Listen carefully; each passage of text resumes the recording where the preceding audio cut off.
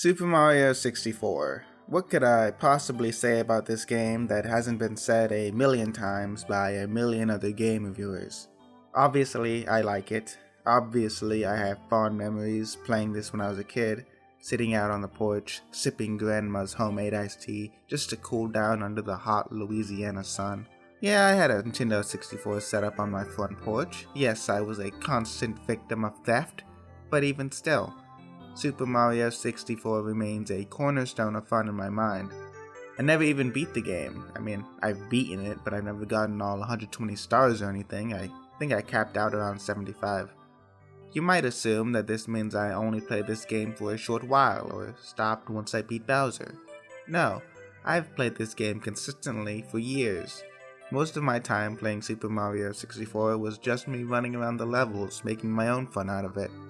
I think I got this game in like 2001, and the last time I remember sitting down to play it on a console was about in 2013.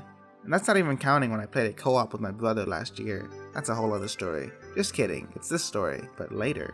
I used to be a big fan of those old Super Mario 64 parody videos. Not whatever Zoomer shit's coming out on YouTube now. I'm talking about Google Video, baby. I'm talking about stupid Mario. Not the live action show, no. This was some kid doing his own web show with voiceovers and plot lines, all filmed on some crappy digital camera, most likely edited in Windows Movie Maker, and it's still my favorite piece of media to this day. Unfortunately, the series seems to have been lost to time when Google bought YouTube because I can't find it anymore, and trust me, I've tried. And the popularity of that other series was the final nail in the coffin. Thanks a lot, YouTube, you hell site. But if there's one good thing that came out of YouTube, it's Mario 54321. If Stupid Mario is Socrates, then Mario 54321 is Aristotle. I'm not gonna explain that metaphor. Read a book. From what I can recall, the Stupid Mario series was fairly simple in its narrative content. It mostly revolved around the comedic duo of Toad and Mario. Mario would do something, well, stupid, and Toad would call him an idiot or something. Mario 54321, on the other hand, had a higher production value. Instead of a camera, the series was recorded on the industry standard program Unregistered Hypercam 2. He put in licensed music, and from what I can remember, it actually had plot lines with real narrative stakes? But that's probably just me remembering through rose-tinted glasses. I'm sure he's not the only one who made this kind of video, but his name is the only one that stuck out in my mind after all these years, and honestly, it's just because this is the channel that introduced me to the music of one Scatman John. It's a bop, I'm not even gonna lie. I had to look up his channel to see if I got the name right, and it looks like he's still doing narrative Super Mario 64 content, and good for him. Unless he secretly hates it. That'd be awkward. Super Mario 64 DS came out in 2004, but that doesn't seem like when I would have actually gotten it. I'm 95% sure that I've only gotten Nintendo DS after New Super Mario Bros. Came out, which was in 2006. I don't know if this is blasphemous or a hot take or anything, but I found the Nintendo DS remake of Super Mario 64 to be a bit lackluster. It's a 3D platformer, they had to control with a D-pad, like yeah, obviously this is gonna be a bit shite. But there are good parts of the game too. You get to play as Luigi and Wario and Yoshi and not Waluigi, like I feel like I had to tell my second grade friend De Niro all the fucking time. Wait, second grade? Would that have been 2005, 2006? God, I'm losing it.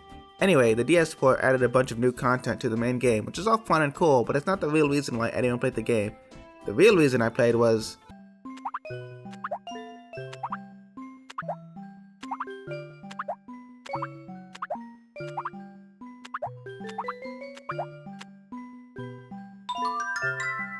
hell yeah. Super Mario 64 DS, I'm just not realizing how weird that fucking title is. Came with a whole slew of fun mini-games that you could play with anyone else who owned their own Nintendo DS and a copy of the game. Luckily, I had a brother and loving parents, so this is where I spent most of my hours. Off the top of my head, I remember Love Me Not with Yoshi, Japanese Checkers, something to do with Snowman, and of course my favorite Mario game, Texas Hold'em. Eventually, my brother and I did get bored of these minigames because, you know, there's like 10 seconds long max and we didn't have anything better to do, and we just moved on to other games. Like Super Mario 64 on the Nintendo Wii's Virtual Console. You may be wondering, Dunekun, why would you buy another copy of the game that you already own 2 copies of? Well, actually, we own 3 copies of Super Mario 64 at this point because my mom found a basket of Nintendo 64 games at a garage sale, and it was included, so get your facts straight next time before you start swinging, my guy. And besides, it's not like we were using the 64 all the time. It was much more convenient to have it on the Wii and not play it because we had Super Mario Galaxy, and why the fuck would we still be playing Super Mario 64?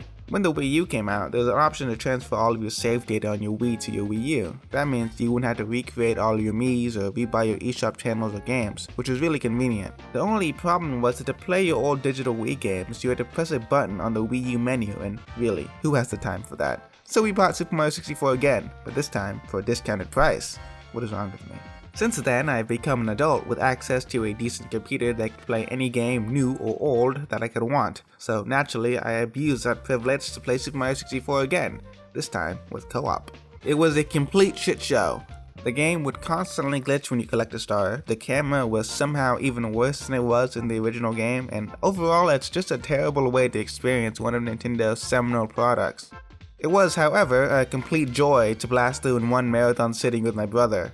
At this point, I suppose I should mention that my brother can basically beat my ass in every video game that Nintendo has published. He's gotten all the stars a dozen times in every 3D platformer. I once saw him complete Banjo-Kazooie 100% twice in one sitting.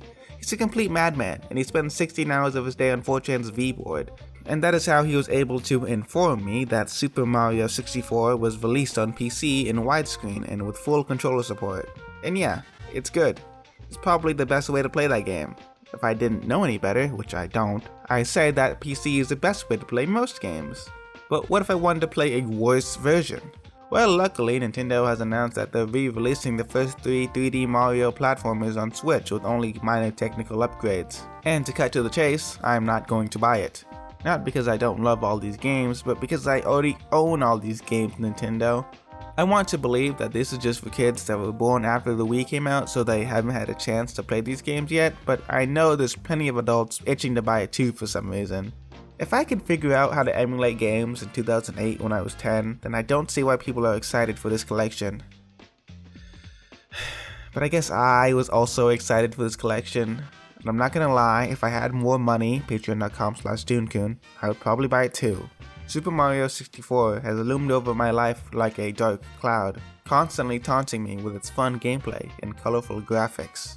I don't even like it that much. There's just some sick tumor in my brain that keeps making me spend money on things that I already own, a disgustingly vile sensation that permeates through every cell in my blood. Nostalgia, my old friend. Liking things just because you liked them before. If I knew how to stop, I would.